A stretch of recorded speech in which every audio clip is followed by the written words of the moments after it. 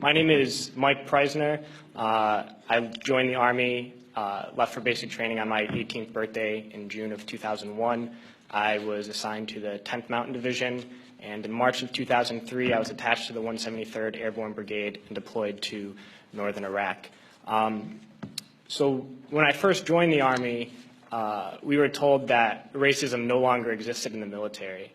A legacy of inequality and discrimination was suddenly washed away by something called the Equal Opportunity Program. We would sit through mandatory classes, and every unit had this EO representative to ensure that no elements of racism could resurface. I began to hear new words like towel head and camel jockey, and the most disturbing, sand nigger. And these words did not initially come from my fellow soldiers, but from my superiors, my platoon sergeant, my company first sergeant, battalion commander. All the way up the chain of command, these terms, these viciously racist terms, were suddenly acceptable. And I noticed that the most overt racism came from veterans of the first Gulf War. And those were the words they used when they were incinerating civilian convoys. Those are the words they used when this government deliberately targets civilian infrastructure, bombing water supplies, knowing that it would kill hundreds of thousands of children. Those are the words the American people used when they allowed this government to sanction Iraq. And this is something that many people forget, and we can't forget,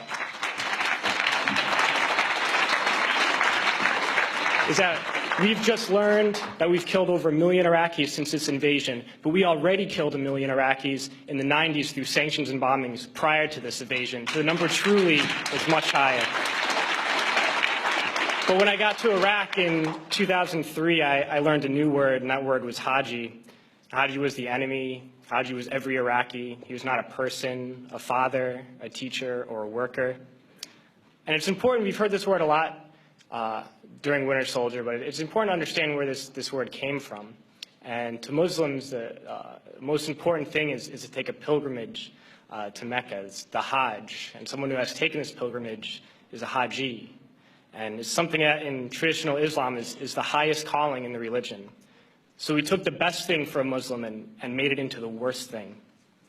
But history did not start with us. And since the creation of this country, racism has been used to justify expansion and oppression. The Native Americans were called savages. The Africans were called all sorts of things to excuse slavery.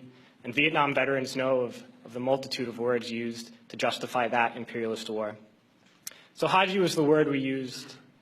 It was the word we used on this particular mission I'm going to talk about.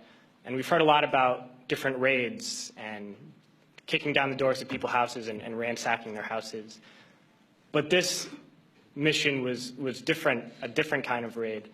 I never got any explanation for these orders. We were only told that this group of houses, 5 or 6 houses, were now property of the U.S. military, and we had to go in and make those families leave those houses. So we went to these houses and informed the families that those homes were no longer their homes. We provided them no alternative, nowhere to go, no compensation.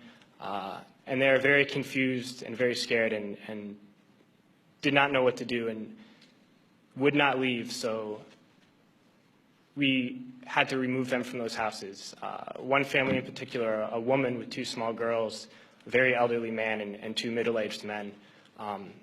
We dragged them from their houses and threw them onto the street and arrested the men because they refused to leave, arrested the old man, and sent them off to prison. And at that time, I didn't know what happened to people when we tied their hands behind their back and put a sandbag on their head. But unfortunately, a few months later, I had to find out. We were short interrogators, so I was assigned to work as an interrogator. And I oversaw and participated in hundreds of interrogations. One in particular I'm going to share with you. It was a moment for me that really showed me the nature of this occupation. This particular detainee, when I was sent to interrogate him, he was stripped down to his underwear, hands behind his back and sandbag on his head. I never actually saw this man's face. My job was to take this metal folding chair and just smash it against the wall next to his head. He was faced against the wall with his nose touching the wall, while a fellow soldier just screamed the same question over and over again. No matter what his answer, my job was to slam the chair against his wall. We did this until basically we got tired, and I was told to make sure he stood against the wall for however long, and I was guarding this prisoner, and my job was to make sure he kept standing up, but something was wrong with his leg. He was injured, and he kept falling to the ground. And the sergeant in charge would come and tell me to get him up off his feet. So I'd have to pick him up and put him against the wall. And he kept going down. I just have to keep pulling him up and putting him against the wall. And my sergeant came along, and he was upset with me for not, continue to stand. He picked him up and slammed him against the wall several times. And then he left, and when the man went down on the ground again, I noticed blood pouring down from under the sandbag. And so I let him sit, and when I noticed my sergeant coming again, I would tell him quickly to stand up. And then I realized that I was supposed to be guarding my unit from this detainee, and at that point I realized I was guarding the detainee from my unit. And I tried hard to be proud of my service, but all I could feel was shame. And racism could no longer mask the reality of the occupation. These were people, these were human beings. I've since been plagued by guilt anytime I see an elderly man, like the one who couldn't walk, who he rolled onto a stretcher and told the Iraqi police to take him away. I feel guilt anytime I see a mother with her children, like the one who cried hysterically and screamed that we were worse than Saddam as we forced her from her home. I feel guilt anytime I see a young girl, like the one I grabbed by the arm and dragged into the street. We were told we were fighting terrorists. The real terrorist was me, and the real terrorism is this occupation. Racism within the military has long been an important tool to justify the destruction and occupation of another country. It has long been used to justify the killing, subjugation, and torture of another people. Racism is a vital weapon employed by this government. It is a more important weapon than a rifle, a tank, a bomber, or a battleship. It is more destructive than an artillery shell, or a bunker buster, or a Tomahawk missile. While all those weapons are created and owned by this government, they are harmless without people willing to use them. Those who send us to war do not have to pull a trigger or lob a mortar round. They do not have to fight the war, they merely have to sell the war. They need a public who is willing to send their soldiers into harm's way. They need soldiers who are willing to kill and be killed without question. They can spend millions on a single bomb, but that bomb only becomes a weapon when the ranks in the military are willing to follow orders to use it. They can send every last soldier anywhere on earth, but there will only be a war if soldiers are willing to fight. And the ruling class, the billionaires who profit from human suffering, who care only about expanding their wealth, controlling the world economy, understand that their power lies only in their ability to convince us that war, oppression, and exploitation is in our interest. They understand that their wealth is dependent on their ability to convince the working class to die to control the market of another country. And convincing us to kill and die is based on their ability to make us think that we are somehow superior. Soldiers, sailors, Marines, airmen have nothing to gain from this occupation. The vast majority of people living in the U.S. have nothing to gain from this occupation. In fact, not only do we have nothing to gain, but we suffer more because of it. We lose limbs, endure trauma, and give our lives.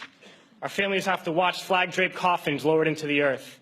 Millions in this country without health care, jobs, or access to education must watch this government squander over $450 million a day on this occupation.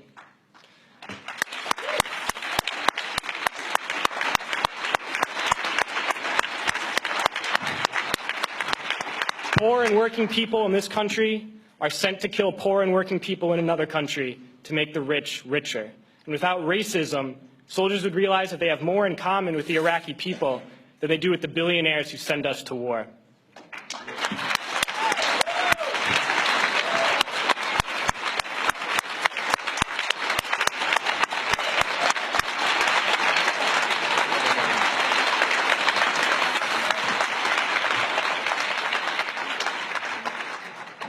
I threw families onto the street in Iraq. only to come home and find families thrown onto the street in this country, in this tragic and unnecessary foreclosure crisis. We need to wake up and realize that our real enemies are not in some distant land. They're not people whose names we don't know and cultures we don't understand. The enemy is people we know very well and people we can identify. The enemy is a system that wages war when it's profitable. The enemy is the CEOs who lay us off from our jobs when it's profitable. It's the insurance companies who deny us health care when it's profitable. It's the banks who take away our homes when it's profitable. Our enemy is not 5,000 miles away. They are right here at home. And if we organize and fight with our sisters and brothers, we can stop this war, we can stop this government, and we can create a better world.